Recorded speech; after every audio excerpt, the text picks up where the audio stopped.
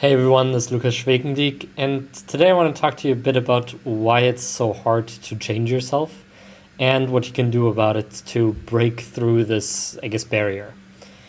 Um, this is going to be a little bit complicated, so if you need to stop the video, please do so at any point in time or ask questions in the comments. I'll try to get through this as systematically as possible, but this is quite a deep concept. That involves a lot of psychology and other things. That being said, let's get started. We all have certain things in our lives. These lives are what create our comfort zone. We are a certain way, we have certain friends in our life, certain skills, certain desires, certain things we don't like. We define ourselves in a certain way, and so on and so forth. All of these things were, for the most part, brought on by how we grew up. Some is genetics, most of it is where we got the love from our parents, friends, teachers, and so on and so forth. And usually that has to do with what we were good at, we liked to do, and because we got rewarded for that, we got love from that, and so we kept doing it. And over time, we developed a life that was essentially built around this persona that we've developed, based on who we were. For instance, if you got good grades in school, you probably started to feel better about it, started to feel smart. You got friends that were smart. You got friends that got good grades. Your parents maybe said, wow, what an amazing job whenever you got a good grade. And you studied more because the reward for doing that was pretty good. You got love. And so you keep this going. And this is the same thing that a lot of people keep going, or a lot of people keep doing with the certain things that they define themselves as. Be that smart, nice, kind, caring, hardworking, whatever it is. The problem with this is that it also goes for the negative things.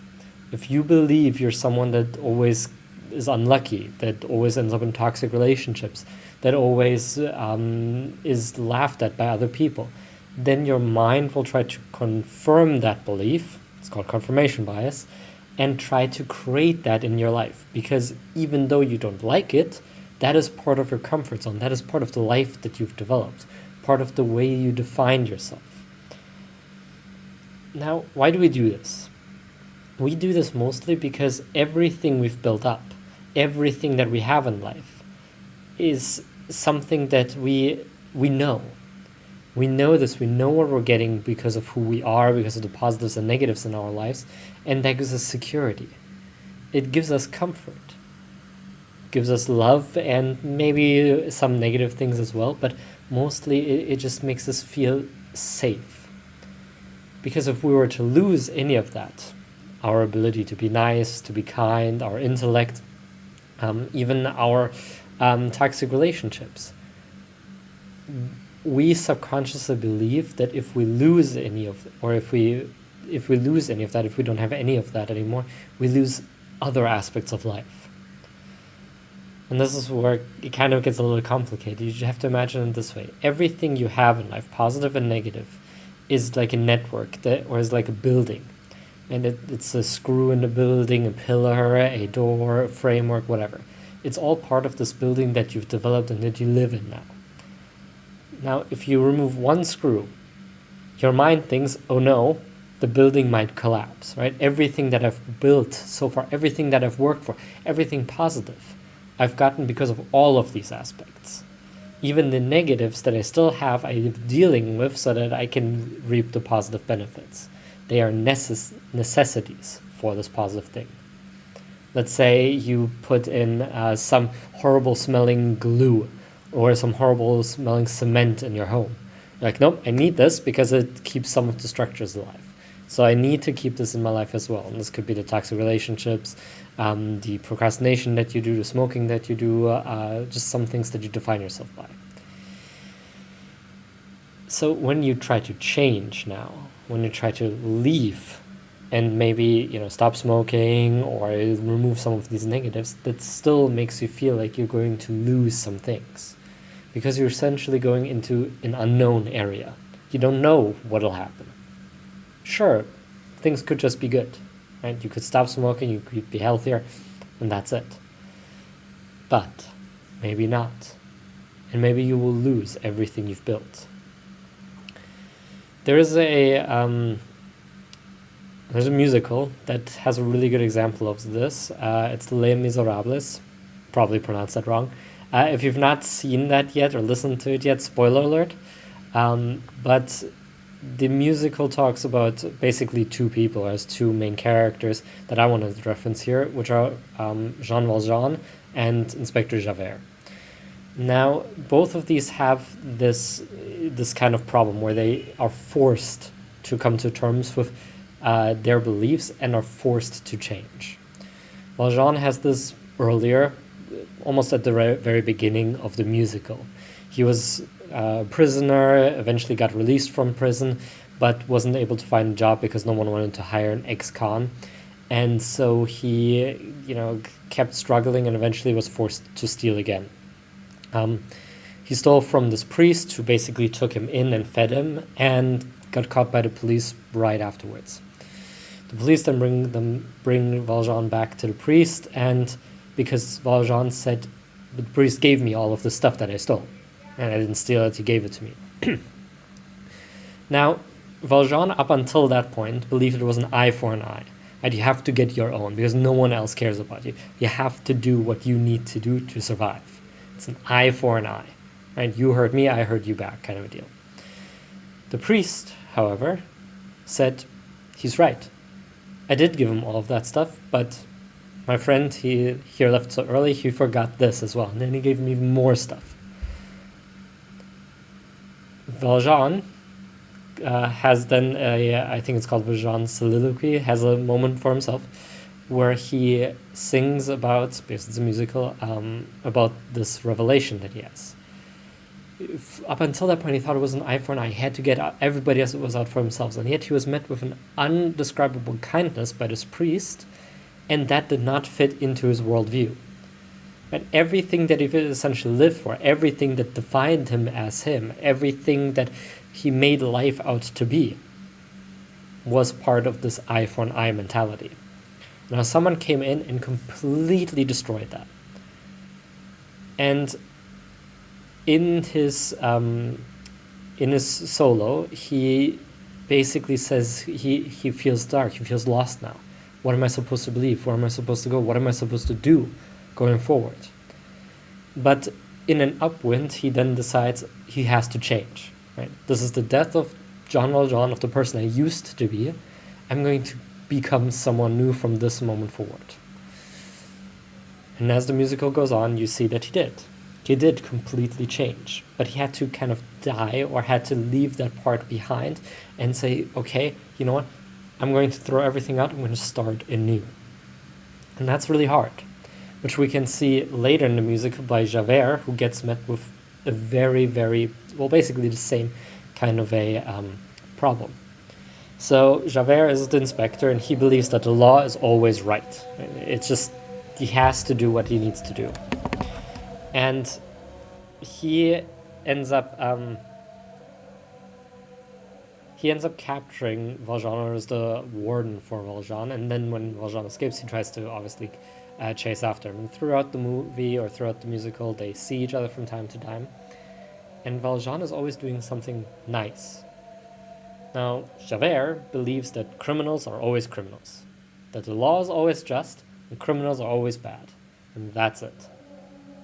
Very straightforward, but that's why he rose in his career, how he got to put away many criminals, and he was just very, very clear-cut. Valjean shows him, however, some different things, and towards the end of the movie, there's a situation where Valjean has Javert's life in hands and decides to let him go. For no reason, without anything, and, just, you're free to go. I don't blame you for anything. I know you'll come hunt me again. Doesn't matter. Go. Your life is safe. And then the last and crucial moment for Javert is when he sees Valjean for the last time, and Valjean is carrying a man that's close to death and says, I have to get this man to the hospital. Afterwards, you can take me away to prison. I don't care. But let me take this man. He's dying. He's innocent. And Javert does let him go, and then realizes what he's done afterwards. And throughout their interactions, he realized that Valjean was someone that changed. He was a criminal that is now doing all these good things. And that does not fit into Javert's point of view. And he is broken by that. He doesn't understand it. And he comes to a similar despairing moment where all of his life, everything he's worked towards, everything he's been, everything he's done, everything he's believed in, everything he stood for, is now crumbling. But he doesn't get that upwind and ends up killing himself because of that. Because he can't accept this different world. Now, while this may sound extreme, it's not as extreme as you may think. We all have so many we have so much of our life at stake based on who we are. And some people actually do despair, do become depressed, and do consider or even commit suicide when their worldview crumbles. For most of us, that has to take quite a bit, and we do have some self-defense mechanisms in our minds, such as confirmation bias, cognitive dissonance, and self-fulfilling prophecy that basically railroad us to believe to prove what we believe, because it is so dangerous. Because if we lose everything we've stood for, everything we've done, we feel lost, we feel broken, and we don't know how to continue. And that is something that is very hard for almost everyone to accept. Now, you may not have it this extreme. Maybe you just want to change. Maybe you're not trying to change your entire life. But the point is that you still have to be okay with losing everything you've been, everything you were, and allow yourself to be broken, essentially, to rebuild. You have to rebuild yourself from scratch, start a new life. And there's kind of two main ways to do that. Either you abandon everything and clean slate, new start, or you really hardcore focus on one aspect you are going to change, and you're going to sit through that discomfort of this, unknown that you're going into, and make that happen. Many people try to change doing a mixture of the two, where they try it too much and then end up kind of like rubber banding back to who they used to be, and it creates a non-lasting change, essentially, because there's so much for us at stake.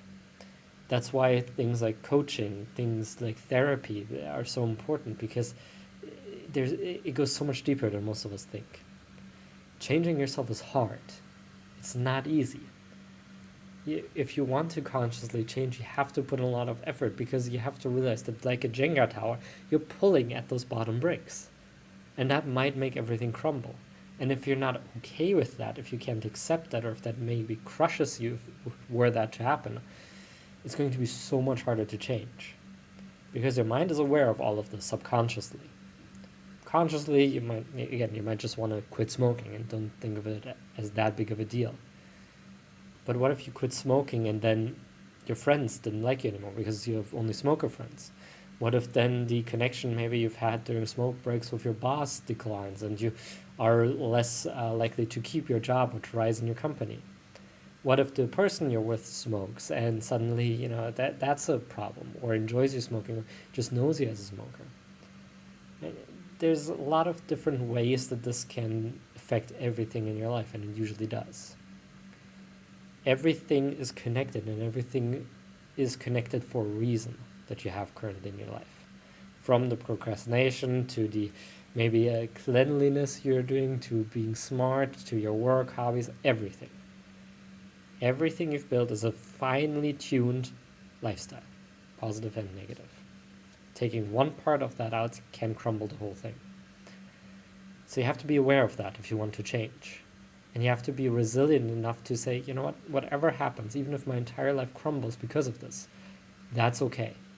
Because I want to be more productive. I want to be more successful. I want to feel more loved. I want to change and be more confident.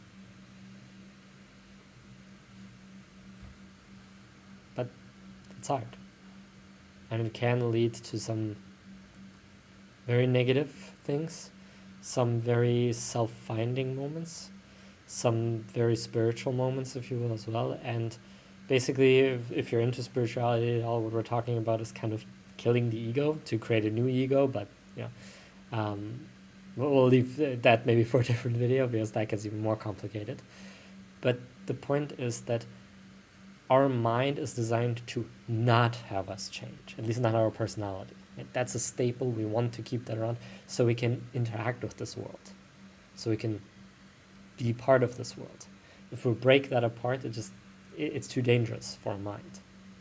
It's too much at stake. This identity of self, the identity of self and world, the combination thereof, the difference thereof, the interaction thereof, all of these things. And that's why doing something different is not easy. Suddenly becoming someone that goes to the gym a lot, suddenly becoming someone that doesn't play video games anymore, suddenly becoming someone that doesn't smoke anymore, that works harder, that wakes up earlier, that brushes their teeth more. It takes a while. It takes a lot of effort, a lot of discipline, because you're literally changing who you are, even if it's just something small like that. If it's something even bigger, it becomes even harder. The reason why I'm telling you all of this is so that you understand this and that you accept this, because that'll open you up to change.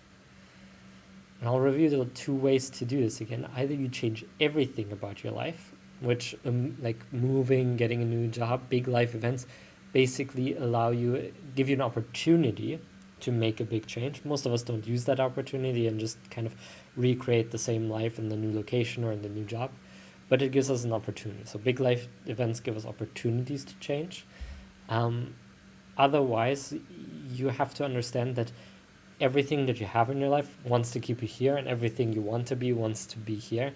And it's like a police system, I guess, or like a people pulling at a rope, right? It will go whichever way the pull is stronger. That's what happens if you try to change all your life at once. You have to kind of put more on the side that you want to go to, so it pulls everything else in slowly. The other way is you basically put in a nail into the ground and say this one habit, this one nail is going to be here, and the rubber band that's being tied to who you were has to then give eventually, because that nail is stable. I'm going to do this. I'm going to focus on this. This is non-negotiable anymore. And then everything else will adjust eventually. Right? The rubber band will eventually come closer to that nail. I hope that analogy made sense. For you, right now, if you want to change or be better or do something different, there's a few rules. If you want to go this nail philosophy, if you want to go the other way of changing everything all at once, basically that means throwing everything out the window, going someplace new, doing something new. Most people will not go that route. Not a bad route to go into, but a much more risky route for most people, and something that most people don't have the liberty to do, essentially. So we're going to talk about the nail example. If you're going to do that, pick one habit. This has to be something that you do every single day for at least 5 minutes. No questions. You don't get Sundays off, not holidays off, not even your birthday off. You have to do this every single day. Be this working on a character trait, be this reading, whatever. Number 2, set some specific times down when you're going to do this in the day. You have a better chance if it's earlier in the day rather than later, because you'll have more willpower there. If it's something like a character trait, set some alarms to remind you of this. You don't have to spend 5 minutes in thinking about that character trait that you want to develop, but maybe set 5 1-minute reminders for that, so that your self-awareness increases. This is who I want to change into now. And then number 3 out of 4 is you have to review. At the end of the day, you have to see, okay, how well did I do on this? This is, again, to raise your self-awareness on it, to make sure that you're taking it seriously enough, and that this is something that will actually make a change. And then see how you can maybe make that change a little bit better, or make this habit a little easier, or remind yourself a little bit more often tomorrow. And finally, you have to do this for at least 60 days. Now you'll hear online 30, like 2 weeks, 30 days, 60 days, or 90 days, or in between. We're going to pick 60 because it's roughly in the middle and it's the most common number you hear. Psychology isn't sure on habit building, not even self-improvement experts are sure on this. So if you want to go 90 days, hey, by all means go for it. But you have to do this for 60 days. If you want to add more than one thing, you're more than welcome to do that after 30 days. So that you at least have one thing that you have one thing that has been built for a while before you add a second thing. Don't go over 3 things ever. It's just a bad idea. It's going to be too much. 3 things at most. Personal suggestion from having worked with hundreds of people on topics like this is 1 thing at a time. Make 1 thing really important and have everything else be things that, if you do, great, and if you don't do them, it's no big deal. There's more to this, a lot more to this topic, because it kind of ties into everything else. But I'll leave it there for now.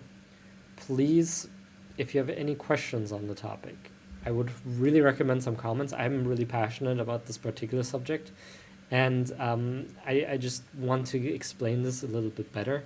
So please comment if you have any questions on this, because this does reach very deep. This is essentially, if you will, the core of self-improvement, and the core of psychology, and maybe even the core of spirituality. Like it's a big part of all of those for sure.